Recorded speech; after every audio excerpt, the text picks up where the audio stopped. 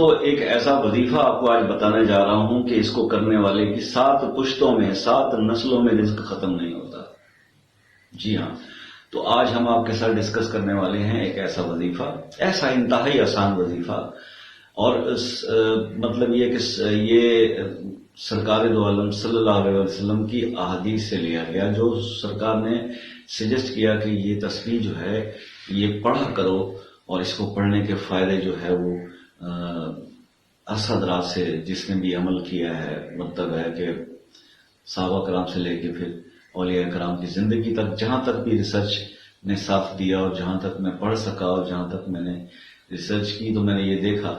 کہ یہ تسبیح جو ہے جس بندے نے بھی اس کو کی ہے اس کی پشتوں میں بھی رزق ختم نہیں ہوا، لیکن اس کو اپنی زندگی کا ایک حصہ بنانا ہے،